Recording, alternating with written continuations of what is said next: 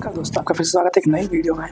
जैसा कि हमारा जो सीरीज चलती हुई आ रही है पाखंड पे चोटें, एक तरह से ढोंगियों पर चोटें, तो उसी सीरीज में आज जो हम विषय उठा के आए हैं वो है औरत, धर्म और धंधा। यानी कि औरत को धर्म में गुलाम कैसे बनाया, क्यों बनाया, किसने बनाया, किस ग्रंथ किस क्या क्या लिखा है औरत के गुलामी के बारे में या औरत को नीचे दिखाने के बारे में। ये थोड़ा सा आपको लगेगा कि औरत को पॉइंट आउट किया है। औरत को इसलिए पॉइंट आउट किया क्योंकि ज़्यादातर आप तो किसी पंडाल किसी भी चीज़ में भीड़ में देखिएगा या जल्दी गुमराह होने वाली, इमोशनल ब्लैकमेल होने वाली कौन होती है? औरत होती है मोस्टली। ये मैं नहीं कह रहा हूँ, जो मैंने देखा है मैं वो बोल रहा हूँ, ये सुना हुआ भी नहीं बोल रहा मैं कि सबसे ज़्यादा आपका भीड़ और घर से ही पता चल जाता है इस चीज़ के बारे में। ठीक है, इसका मतलब बुद्धि में कमजोर नहीं, उनको सोचने के लिए मना कर दिया गया। तो यानी कि एक तरह से उन्होंने सोच को आज कुछ स्त्रियाँ ऐसी भी हैं जो सोच रही हैं, उजागर हो गई, आज बराबरी कर रही हैं, तरक्की पे हैं, लेकिन कुछ स्त्रियाँ ऐसी हैं जो धर्म के नाम पर चुप करा दी गई हैं। मैं उनके लिए आज ये वीडियो बना रहा हूँ खास तौर पर। ठीक है, और उन औरतों के जो जागरूक हैं उनको भी जागरूक कीजिए, जो जागरूक नहीं है कोशिश कीजिए, आपका कोशिश करने में जाता है। क्योंकि अगर औरत बदलेगी तो समझिए समाज तुरंत बदलेगा। औरत की सोच बदलेगी समाज तुरंत। कि इन ढोंगियों का सबका पॉइंट आउट वही इसलिए है क्योंकि वही तो सबसे पहले दवाई, उन्हीं को गुलाम बनाए तो बच्चा आदमी सब गुलाम हो जाएगा आगे जाकर के। अगर औरत को स्वतंत्र किया गया तो बच्चा और आदमी सब स्वतंत्र हो जाएंगे। देख लेना, ये बात ध्यान रखिए, जो मैं पॉइंट की बात कर रहा हूँ। तो यानी सारा हमारा फोकस किस पर होना चाहिए? समाज को बदलना है तो सबसे पहले औरत समाज को, मैंने कह रहा हूँ आदमी को बदलना, आदमी को बदलना है।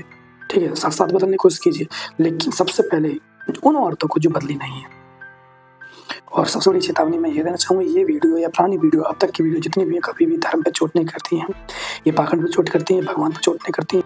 अब हम कुछ पॉइंटों में जानने की कोशिश करेंगे, ये जो भी हम बात कहना चाहते हैं कुछ पॉइंट्स में लगे। तो पॉइंट नंबर 1 की बात करते हैं कि औरत को धर्म में सम्मान के बारे में ग्रंथों इन सबको पढ़ करके जो व्याख्या दी गई उसके अनुसार मैं कहना चाहूँगा सबसे बड़ा झूठ ये फैलाते हैं कि औरत को सम्मान ग्रंथ धर्मों ने दिया, ग्रंथों ने दिया। नहीं साहब, सुनिए, औरत को सम्मान उसके संघर्ष ने दिया। पन्ना उठा के देखिए, पुराने वीडियो देखिए, पुराने हिस्ट्री जान के देखिए, औरत को सम्मान जो दिया उसके संघर्ष ने दिया, वरना वो कभी उठ नहीं पाती। मैं आज उन्हीं औरतों की बात करना चाह रहा हूँ जो उठ चुकी हैं, हर सम्मान के बाद बराबरी कर रही हैं और आगे बढ़ रही हैं।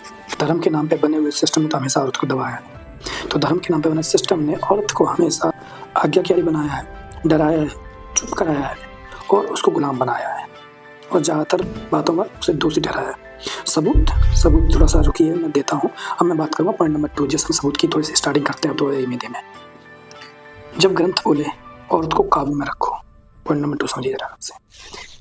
अच्छा, एक चीज़ क्लियर कर दूँ, मनुस्मृति के बारे में मैं एक जो धर्म ग्रंथ है जिसमें मनुस्मृति है, मैं सारे पॉइंटों को किसी भी धर्म की बात करूँ, सारे पॉइंट खराब नहीं होते, उनकी व्याख्या खराब कर देगी। लेकिन दूसरा नंबर व्याख्या भी नहीं, कुछ पॉइंट भी इसमें खराब है। तो मनुस्मृति आध्यात्मिक नहीं है। मनुस्मृति ये राजा मनु के सोच की बात है कि वो राजा शासन कैसे करना चाहिए। Hear ye the laws of Manusmriti guiding our dharma and society. चार थे या जो भी इज्जत देना चाहते हो आप दीजिए। ठीक है, तो कुल मिलाकर के ये कि उस समय शासन कैसे, उस हिसाब से उन्होंने अपना कानून और संविधान बनाया उस समय के हिसाब से, उस जमाने के हिसाब से। और आज के जमाने के हिसाब से हमें चलना चाहिए क्या उस जमाने के हिसाब से चलना चाहिए? आज मुझे लगता है आज के जमाने में आज के हिसाब से संविधान आज हमारा कानून है, मनु ने नहीं बनाया, आज हमारा कानून है, हमारे संविधान के रचयिताओं ने बनाया है, जो 5, 6, 7, 8, 9 टीम थी जिसके मुखिया अम्बेडकर साहब थे। ठीक है, उस हिसाब से सूर्य तरह से और शासन उस हिसाब से भी रहा है। तो मैं कहना चाहता कि मनुस्मृति में क्या लिखा था और लोग छोड़ना नहीं चाह रहे हैं। आज उसको छोड़ना चाहिए वैसे इस चीज़ को कम से कम, कि स्त्री को ना बचपन में पिता के अधीन, युवावस्था में पति के अधीन और बुढ़ापे में पुत्र के अधीन रहना चाहिए। भाई क्यों वो स्वतंत्र नहीं रह सकती? क्या आज की औरतें स्वतंत्र होकर नहीं दिखाया उन्होंने? वो आदमियों और से भी अच्छा कर रही हैं तरक्की हर फील्ड में। यही नहीं कि सिर्फ सोचो कि धर्म की फील्ड में ही हो। पहले तो धर्म में बता दो, सबसे बड़ी पढ़ने की मना और थी औरत को, और ये कौन सा होता है नीची कास्ट जिसे हम कहते हैं, ज़्यादातर धर्म ग्रंथों को पढ़ने की मना और थी सकी। वो तो भला करे कि ज्योतिबा फुले की पत्नी जो है ना, सावित्रीबाई फुले जी, उन्होंने इस पर थोड़ा सा ज़्यादा जोर दिया। हाँ, शुरुआत में विरोध किया। आज आपके लिए जितना औरत से बात कर रहा हूँ, स्त्रियों से बात करो, लड़कियों से बात करो, आज जितना आसान आपके लिए पढ़ना हो गया ना, उतना आसान नहीं था एग्जाम पे। परमिशन नहीं थी, घर में भी नहीं, आदमी सब गुलाम थे इस चीज़ के। आज जो मैं बात कर रहा हूँ मानोगे नहीं, ऐसे उस समय नहीं माना जाता था, लेकिन आज मैं कहता हूँ आप पढ़ने के लिए तो आप मान जाते हो। आज पढ़ाने के लिए कहा जाए, कोई कहता है आप पढ़ाओ तो पढ़ाने मान जाते हो, तब नहीं कहते नहीं हमारे धर्म ग्रंथों में लिखा है पढ़ने की मना है, औरत को ये सब चीज़ मना है। नहीं, आज आप मानते हो क्योंकि आप स्ट्रगल कर रहे हो, आज तो चीज़ें हो रही हैं, संघर्ष कीजिए, हर चीज़ होगी। तो मेरा मतलब ये था, अगर प्राचीन व्यवस्था सही थी तो मुझे अपनी आजादी के लिए संघर्ष क्यों करना पड़ा? व्यवस्था सही थी अगर, तो और संघर्ष क्यों किया? किया तो क्या उसको पाप लगा कि भगवान ने दंड दिया? ऐसा क्या दिया? तरक्की दी, आदमी ने तरक्की दी जिस औरत ने संघर्ष किया। अब आते हैं पॉइंट नंबर 3 की तरफ। पर्दा। पर्दा इज्जत नहीं है, कंट्रोल है। पर्दे में सबसे ज्यादा हिंदू औरतें पर्दे में रहती है, ठीक है, सबसे ज्यादा पर्दे में कौन रहते हैं? मुस्लिम समाज में। और यही नहीं कि हिंदू में ही, सिर्फ हिंदू धर्म में ही आपका ये सब क्या कहते हैं ढोंगपन है, मौलवी वालियों में ही ढोंगपन है चीजों का। जैसे कि कुरान और हदीसों की व्याख्या में औरत को कहा गया खुद को ढको, दूसरों नजरों से बचो, मतलब कि नजरें झुका करके रहो, यानी नजरें झुकाना गुलाम की तरह से। बाहर निकलो तो पर्दा करो, खुद में देखो। सवाल सिर्फ इसलिए कि तुम्हारे ग्रंथों में लिखा है, वो लिखा था, मानते हो आज चल रहे हैं वो, तो हर चीज सही थी जरूरी नहीं, समय के अनुसार सब बदलता है। तो आप भी बदलिए, आप सोच बदलिए, नहीं तो एक समय ऐसा आएगा कि समय के अनुसार लोग आगे बढ़ जाएंगे और आप वहीं के वहीं रह जाओगे, आपकी आगे की पीढ़ी भी वहीं की वहीं रह जाएगी। और देखिए आज आप अपने आसपास और लोगों को देखिए जो आगे तरक्की कर चुके हैं, उन सब चीज से दूर होते जा रहे हैं। बात थी पर्दे की, भाई पर्दा की मैंने सवाल किया क्यों? क्या आदमी की नीयत इतनी खराब होती है उसको औरत को पर्दा करने की जरूरत पड़े? पहले तो अपनी नीयत सुधारो। नीयत आपकी खराब, सजा औरत को, देख रहे हो ग्रंथों का मतलब कि औरत को इस तरह से गुलाम बनाया है। और भी हैं पॉइंट, सुनिए जरा, जिसको पॉइंट नंबर 4 में एक्सप्लेन कर रहे हैं, जो आप चर्च को उठाते हैं, चर्च के मामले में। You should have shut your mouth. ईसाई समाज की जो बाइबल है, बाइबल में साफ साफ लिखा है कि औरत को चर्च में चुप रहना चाहिए, यानी पादरी आदमियों के सामने सवाल नहीं करना चाहिए, पूछना नहीं चाहिए, बोलना नहीं चाहिए, चुप रहना चाहिए। You should have shut your mouth and followed your husband's commands. Mostly औरतों को कहा गया है।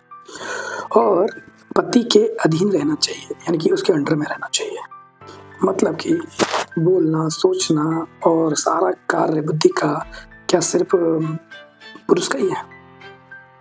यहाँ तक कि नेतृत्व करना या किसी चीज में आगे बढ़ना या तो सिर्फ पुरुष का ही अधिकार है क्या? और फिर कहते हो धर्म बराबरी सिखाता है, धर्म बराबरी सिखाता है, लेकिन आज का संविधान जरूर सिखाता है बराबरी। अब बात करते हैं पॉइंट नंबर 5।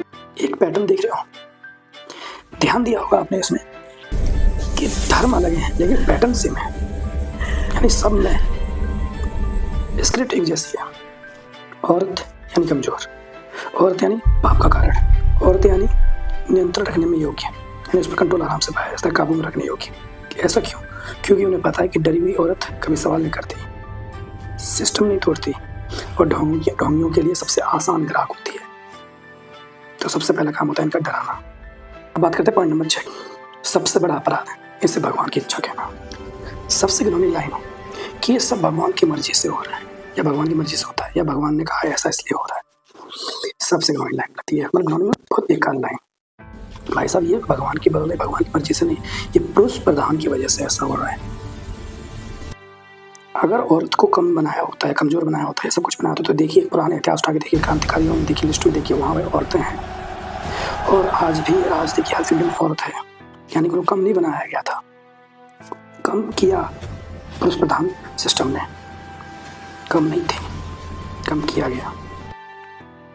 अब बढ़ते पॉइंट नंबर 7 की तरफ। Ancient women shits with quite blind faith. We have questions for the Dharmguru Maulavi and Church's father.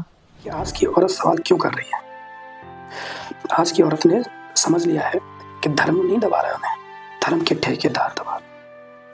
और यही कारण है कि आज के बाबा, मौलवी, पादरी जितने भी हैं सब औरत से डरते हैं, मतलब औरत की सोच से डरते हैं कि औरत जिस दिन जागरूक होगी, औरत जिस दिन जाग गई, उस दिन इनका ढोंग सब खत्म, ये इनका पद ही ज़्यादातर मुश्किल लगता है खत्म हो जाएगा। देखिए पहले के ज़माने में चर्चें भरी रहती थी, उस समय सुना जाता। आज चले जाएगी तो विदेशों में, वहाँ पे जब से औरत जागरूक हुई है, जब से सारी चीज़ें हुई, वहाँ की चर्चें खाली हो गई हैं बहुत ज़्यादा। उतना नहीं, सब पहले धर्म के पीछे भागते थे, अब साइंस के पीछे भागते हैं। ज़्यादातर आपने साइंटिस्ट का नाम सुना होगा, आइंस्टीन, जितने भी सुना, सब विदेशी होंगे, ज़्यादातर इंडिया के भी हैं। जब उन्होंने धर्म को थोड़ा सा कम और साइंस को ज़्यादा सोचना स्टार्ट किया तब। तो एट लास्ट मैं यही कहूँगा, जो धर्म औरत को औरत नहीं मान रहा है, मतलब इंसान के मतलब पुरुष के बराबर हक नहीं दे रहा है जो धर्म, अगर कोई ग्रंथ डर पैदा कर रहा है, चाहे किसी भी धर्म का ग्रंथ हो, अगर कोई गुरु औरत की आज़ादी से डरता है या डराता है औरत को, तो समझ लीजिएगा वो धर्म या वो ग्रंथ या वो बाबा या ढोंगी या मौलवी जो भी हैं, पादरी वगैरह, वो सब धर्म के ठेकेदार हैं और वो धर्म का सिलेबस है और कुछ नहीं है। और सबसे मेन इम्पोर्टेंट बात कि भगवान को कभी भी औरत से डर नहीं लगता। भगवान ने तो सबको बराबर दर्जे पे बनाया है। भगवान ने तो उसी योनि से पुरुष का जन्म कराया, उसी योनि से स्त्री का जन्म कराया। भगवान अगर कहता कि ऊंच नीच है तो अलग अलग जन्म करा सकते थे भगवान, सोच के देखो। और सेम तरीके से पलाने बढ़ने की सुविधा दी, पर हम इंसानों ने सब संधिविच्छेद कर दिया, अलग अलग कर दिया, सब बिगाड़ दिया, व्याख्या अलग अलग कर दी। भगवान का मतलब ये था, भगवान को औरत से डर नहीं लगता है। डर लगता है उन लोगों को जो भगवान के नाम पर लोग औरत को डरा रहे हैं, यानी कि जो उन लोगों को डर है जो भगवान के नाम पर औरत को गुलाम बनाए रखना चाहते हैं। तो सोचो, जागो और सवाल करो। तो भाई ये थिंक बियॉन्ड फेथ, विश्वास करने से पहले सोचो, चाहे वो भगवान के ऊपर हो, चाहे वो इंसान के ऊपर हो, चाहे किसी भी मामले पे हो। तो सबसे पहले क्या करना है, हर टॉपिक पर सोचना है, समय लीजिए, थोड़ा सा सोचिए, धैर्य कीजिए, एकदम जल्द फटाफट मत मान जाइए हर चीज़ को। बहुत बहुत धन्यवाद ये वीडियो देखने के लिए यहाँ तक। Thank you. बने रहिए हमारे चैनल पर, मिलते हैं नेक्स्ट वीडियो में। आपको